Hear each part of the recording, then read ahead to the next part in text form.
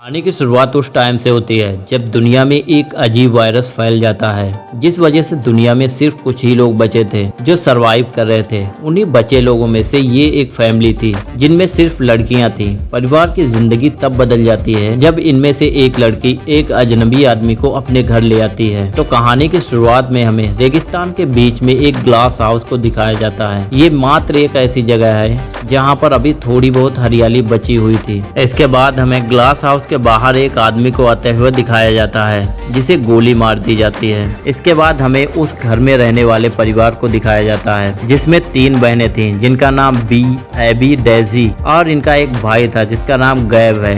जिसके बाद वो उस आदमी के शरीर को अंदर ले आते हैं और उसके कुछ अंग खाद बनाने के लिए और कुछ धार्मिक काम के लिए निकाल लिए जाते हैं। बाकी डेड बॉडी को गार्डन में गाड़ दिया जाता है। जिस आदमी को आज मारा है उसकी जेब में एक फोटो है। उस फोटो को एवी अपने पास रख लेती है। बाद में एवी उसे एक डब्बे में रखकर पेड़ पौधों वाली जगह पर छिपा देती है। एक शाम को बी को बाहर की पहरेदारी दी जाती है। तभी उसको एक अजनबी आदमी आता हुआ दिखाई देता है। वह अपने चेहरे से मास्क को हटा देता है। उसके कोड को जानने के लिए टॉर्च का इस्तेमाल करती है, लेकिन वह अजनबी आदमी उसके इशारे को नहीं समझ पाता। अब नियम के अनुसार तो बी को उसे गोली मार देनी चाहिए थी, लेकिन जब आदमी बेहोश हो जाता है तो बी नियमों को तोड़कर उसकी मदद के लिए बाहर चली जाती है और उसे अंदर ले आती है। अब बच्चों की माँ उस पर बहुत ज्यादा गुस्सा होती है और उससे छुटकारा पाना चाहती है, लेकिन डेजी उसे बताती है कि दूसरे नियम के अनुसार इस घर में हर चीज पवित्र है, तो हमें इसका इलाज करना चाहिए। इसके बाद बच्चों की माँ उसके पैर का इलाज करती है। अब अगली सुबह जब वो अजनबी आदमी जागता है, लेकिन उसे एक चैन से बंधा हुआ है और बी भी उसके पास जमीन पर सो रही है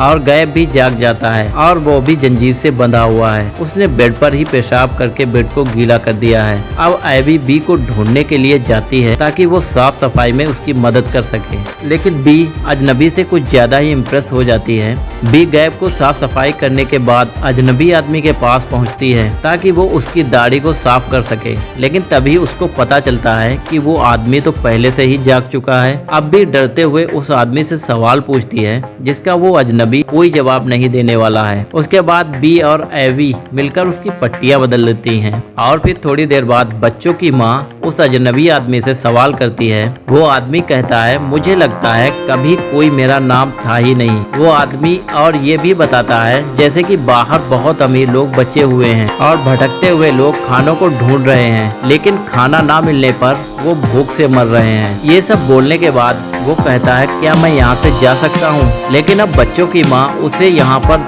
जाने नहीं दे सकती थी क्योंकि वह इन लोगों के बारे में बहुत कुछ जान चुका था। अगली सुबह अजनबी आदमी को पेड़ों वाली जगह पर काम करने के लिए भेज दिया जाता है। इसके पैरों में अभी भी जंजीर से बांधा गया है। बी उस आदमी को कुछ ज्यादा ही पसंद करने लगी है, इसीलिए वह एक प्लेट में अजनबी आदमी के लिए फल लेकर आती है। वह बहुत ज्यादा खुश हो जाती है जब वह अजनबी आदमी एक स्ट्रॉबेरी को उठाता है। अब जब भी बी को मौका मिलता है वो अजनबी आदमी के साथ ज्यादा से ज्यादा वक्त बिताती है। एवी उससे परेशान होकर उससे कहती है कि उसे किसी अजनबी आदमी पर इतना जल्दी भरोसा नहीं करना चाहिए, लेकिन बी उसकी बात पर ध्यान नहीं देती क्योंकि वह पहले से ही उसके प्यार में डूब चुकी है। अब खिड़कियों की सफाई करते वक्त भी अजनबी आदमी को बताती है कि खिड़कियों पर बनी ये तस्वीर हमारी कहानी को बताती है। आदमी का ध्यान उस तस्वीर में एक आदमी पर जाता है और वह बी से पूछता है, ये आदमी कौन है? तो बी कहती है, ये आदमी मेरे लिए सब कुछ था। अब रात के खाने के वक्त बी ये कोशिश करती है कि अजनबी आदमी भी उसके साथ टेबल पर खाना खाए,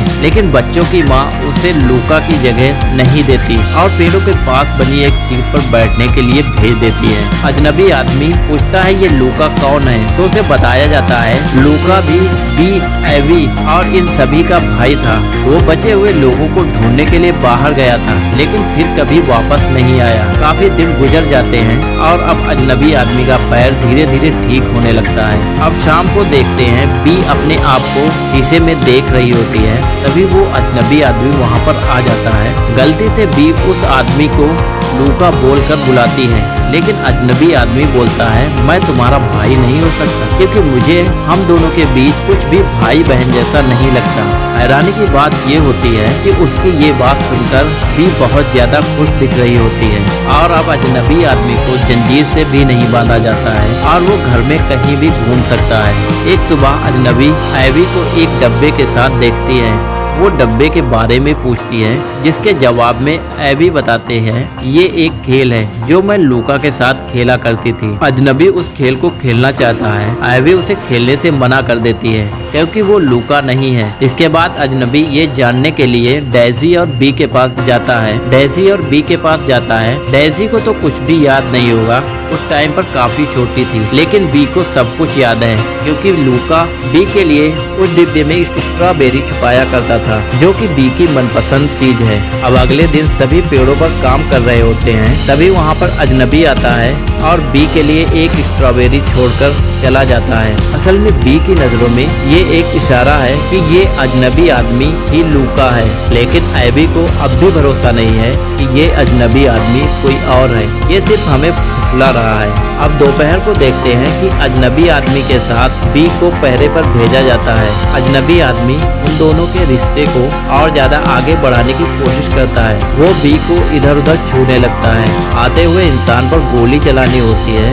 बी को छूना बंद नहीं करता, फिर हमेशा की तरह लाश को ठिकाने लगा दिया जाता है। ये काम करने के बाद बी और अजनबी घर के अंदर ही एक दूसरे का टेम्परेचर चेक कर रहे होते हैं क्योंकि घर की सारी दीवारें कांच की बनी थी। अभी जब एवी वहां से गुजरती है तो वो उन दोनों को देख लेती है। ये देखकर एवी को कुछ पुरानी चीजों की याद आती है। उसने एक बार बी और लूका को ऐसा करते हुए देखा था।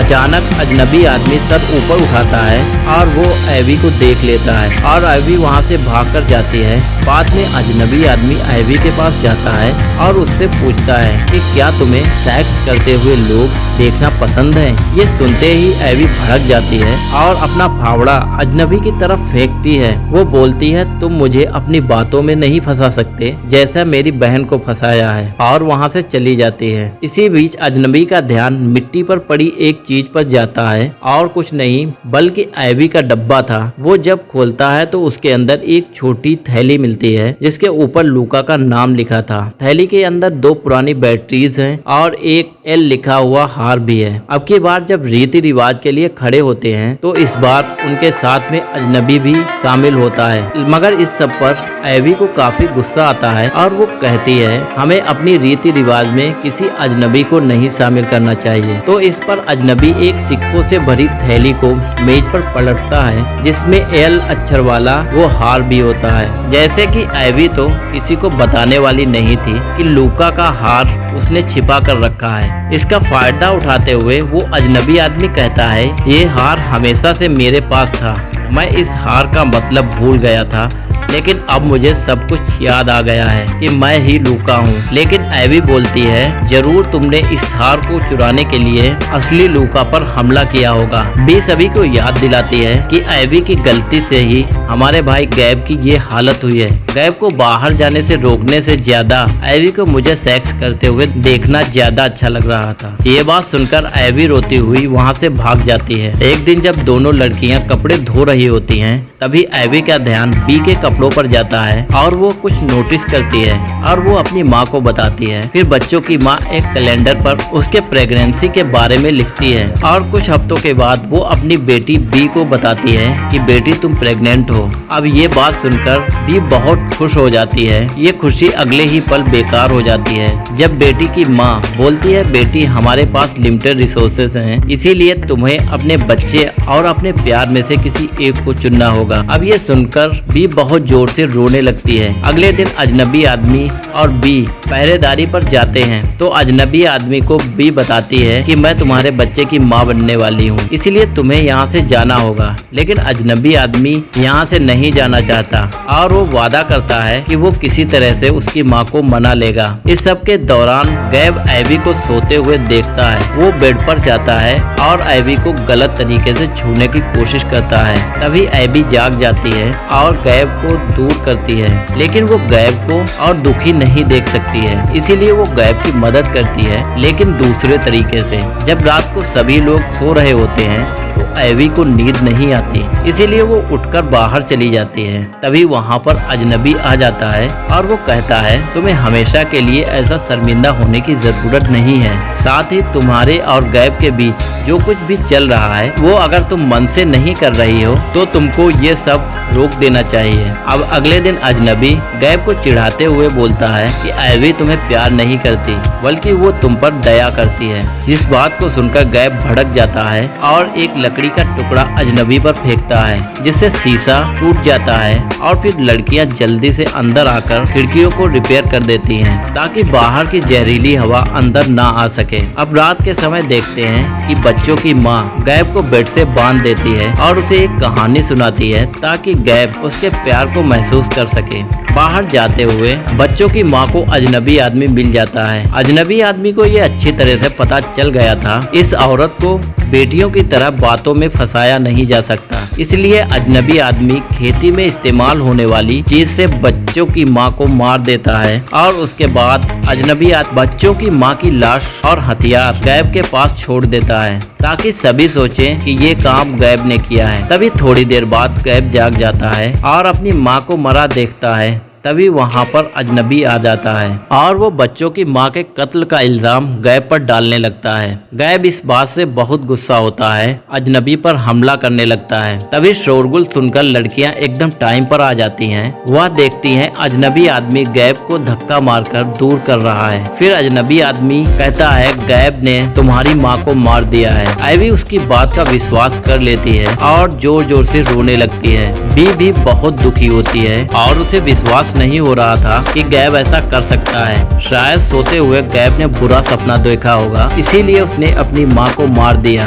अब वापस अजनबी गैब के पास जाता है। गैब कुछ न बोल सके इसके लिए उसके मुंह में कुछ लगा देता है, फिर विंडो को खोल देता है ताकि गैब अपनी पुरानी यादों को भूल सके। इधर लड़कियां अपनी माँ की क्रियाकर्म के लिए, लेकिन ऐसा करते देख डेजी को बहुत तकलीफ होती है और वह बहुत जोर जोर से रोने लगती है। छोटी डेजी को शांत कराने के लिए एबी इसको बाहर लेकर चली जाती है। इसी दौरान एबी को पता नहीं होता कि उसने अपना खास छुपाया हुआ डब्बा वहीं पर छोड़ दिया है और मौका का फायदा उठाते हुए बी उस डब्बे में ताक झांक करने लगती है। उसमें बी को एक थैली मिलती है जिसमें लूका का नाम लिखा हुआ था और उसके अंदर 2 बैटरी पड़ी हुई है। ये देखकर बी को कुछ याद आ जाता है। उस याद में बी एक आदमी पर गोली चलाती है जिसके बारे में कभी उसने अपने परिवार को नहीं बताया था। इसीलिए बाहर जाकर वह आदमी की लाश को दफना देती है और तभी बाहर एक टॉर्च मिलती है और उस टॉर्च को देखकर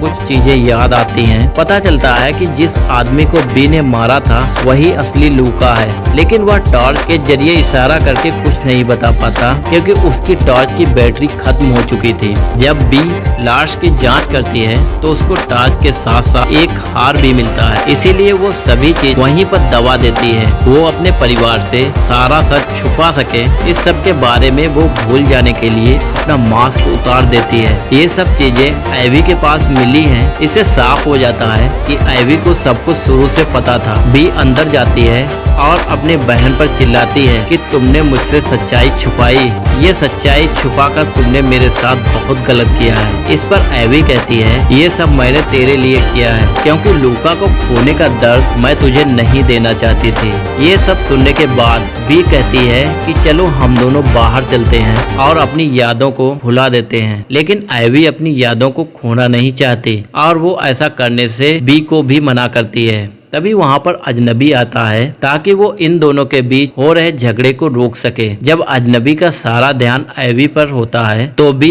इन दोनों को ऐसे देखकर गुस्से से बाहर निकल जाती है। एवी उसे बाहर जाकर रोकना चाहती है, लेकिन तभी अजनबी उसे रोक लेता है और उससे कहता है कि तुम्हारी अपनी जिंदगी है। तभी वहाँ पर डेजी आती है। वह बताती है कि गैब भैया बिल्कुल बदल गए हैं, वो बेड पर बिल्कुल शांत पड़े हैं जैसे वो वहाँ पर हैं ही नहीं। जब एवी बेड के पास पास बैठकर ये समझने की कोशिश कर रही होती है कि आखिर गैब को हुआ क्या है। तभी वहाँ पर बी आती है और वो अजनबी को नहीं पहचान पाती। मतलब बाहर की हवा की वजह से वो सभी चीजें भूल चुकी है। एवी को लगता है कि वह धीरे धीरे अपने परिवार को खो रही है। अब वो ही थी जिसे सारी चीजें याद थीं। और अजनबी आदमी कहता है कि मैं भी अपनी यादों को भूल नहीं पाता, इसीलिए मैं हमेशा तुम्हारा साथ दूंगा। इस पर एबी कहती है कि जो भी बीते दिनों में हमारे साथ हुआ है हम कभी भी इस बारे में किसी को नहीं बताएंगे और अपने परिवार के साथ मिलकर रहेंगे। तभी अजनबी आदमी एवी के साथ मूड बनाने के लिए उसे अपने गोदी में उठा लेता है। इसके बाद घर में रह रहे सभी लोगों के रिश्ते बदल चुके हैं।